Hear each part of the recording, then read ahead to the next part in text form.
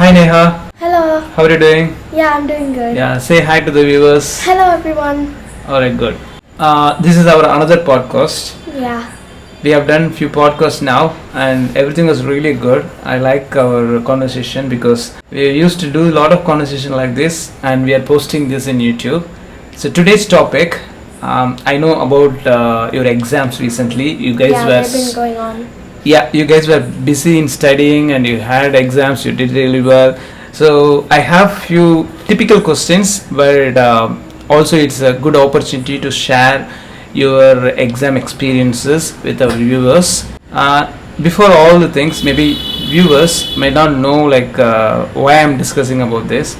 Most of the students will have fear on exams, but I think my kids approach the exams a little bit different because I used to approach a little bit different when I was small kid. So I want to discuss more about these exams and how this going on, how they approach and how did they did everything. So let's start with the exam patterns in your school because last podcast we have just told our viewer that How? you are doing the board is IGCSE board, which is actually different from other boards like CBSE and other state government syllabus and exam patterns. So we already touched upon a little bit on last week podcast. If someone didn't watch it, please go ahead and watch last week's one. So to start with, I want to know the exam patterns in your school. So can you Yeah. tell in high level how the exam happens in your school? Okay, so basically there are two types of exams. One is known as an assessment and one is known as a term. So an assessment is only for 25 marks, which is telling us how much we understood a particular topic, and the term is just to find how much we went through the topic as one whole chapter. So Okay. basically for assessments we have surprise, so they will not tell us when the exams are happening usually, and they also don't tell us the subjects, but for a term they tell the schedule. Very good. Yeah, this is something they not just in their school. I've heard that in other many schools in Tamil Nadu they follow this. For the assessment, since they don't have to study a lot, only tiny bit in all the subjects, they don't tell the exam on the date. So, but they will tell the exam week, but they don't know the specific exam on that day. Ideally, the student has to be well prepared for, let's say if they have 6 subjects, they have to be ready with all 6 subjects all the time. This is a good point because all this education in our country has a bad report, saying that students just study for exams, not really for the knowledge. Yeah, true. So some schools has taken a step to change the pattern that how the students study. So they want the kids at least to be ready for at least a week to appear for any exam at any time. How many years they are following this? Just probably last year. So almost a year they have been following it. Initially, parents and students felt it was hard, right? Yeah, they complained about it. They complained, but now they got used to it. I'm pretty sure there must be a reason why principal has started this policy and why students are also coping up now, right? Really well, right? Yeah. Okay, moving on to the next one. You recently had an exam, right? Yeah. What type of exam you had? I had the assessment, which was 25 marks, the surprise one. Yes. So how many subjects you have? 8 or 7, yeah. 8 to 7. 7 or 8. Okay, so you have 25 marks in all the subjects. Yeah. So what they do is after assessment is another name of the assessment is something called monthly. In many schools they still call this monthly, and the term is something called quarterly exam, annual exam.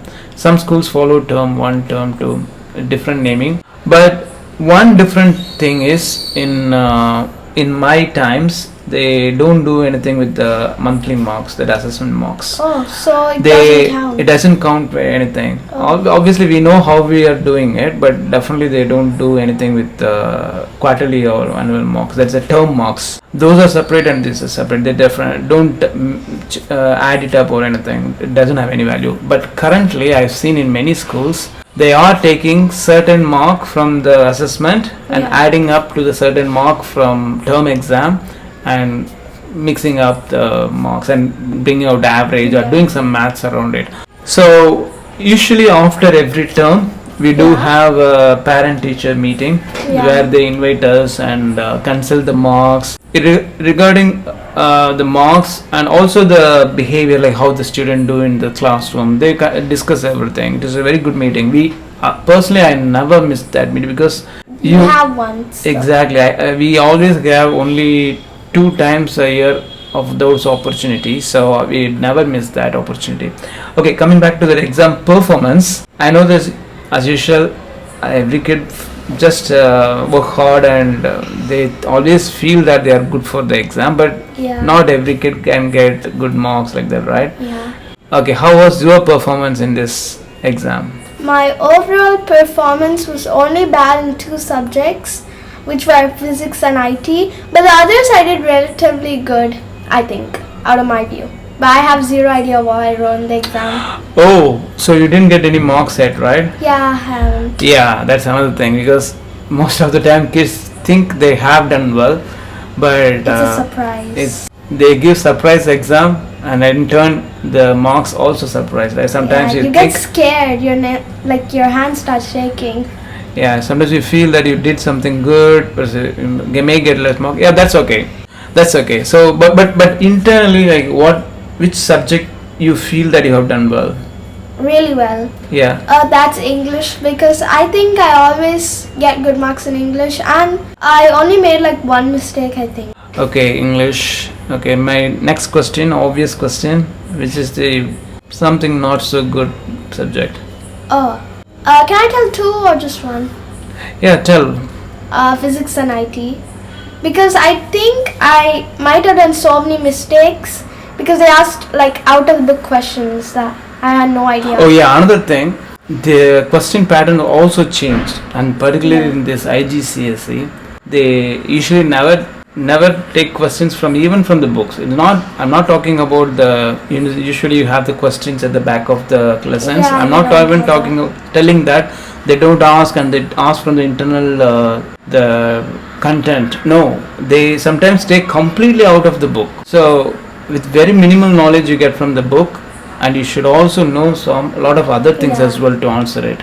It's quite challenging because I personally have seen some of your questions.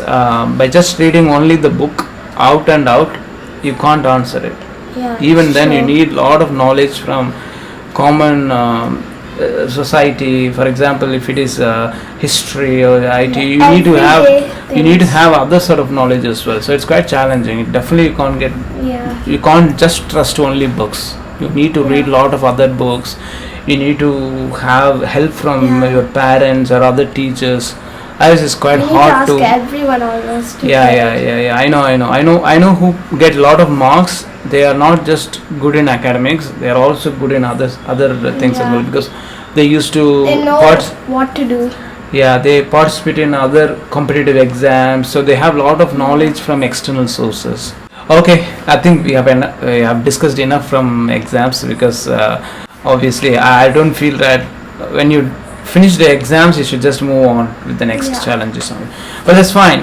But do you have any takeaways from your exams that you can apply or you can just change in the coming exams and improve your performance?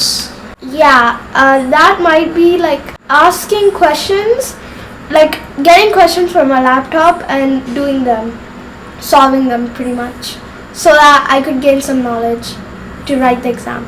That's the only thing I think that I can do. No, it's slightly confusing. What do you mean? Can you explain this in detail? Because even who are listening to this might not understand what you mean. Because getting answers from laptop, what do you mean? Can you explain?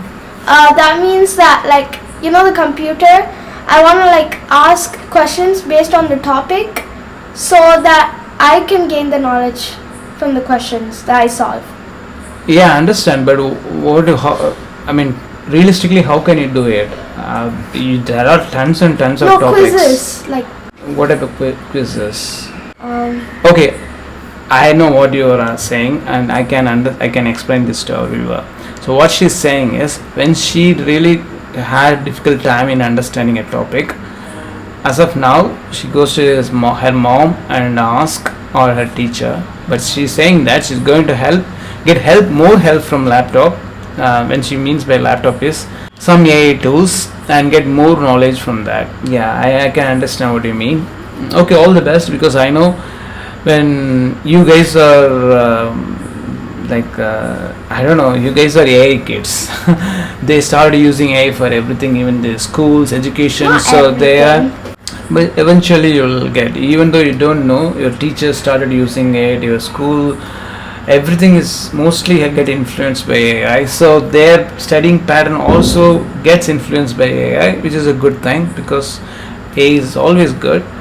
All right, okay, that's all, and next week we will come up with new topic. Until then, can you say bye to our viewers? Yeah. Bye. Bye bye. Everyone.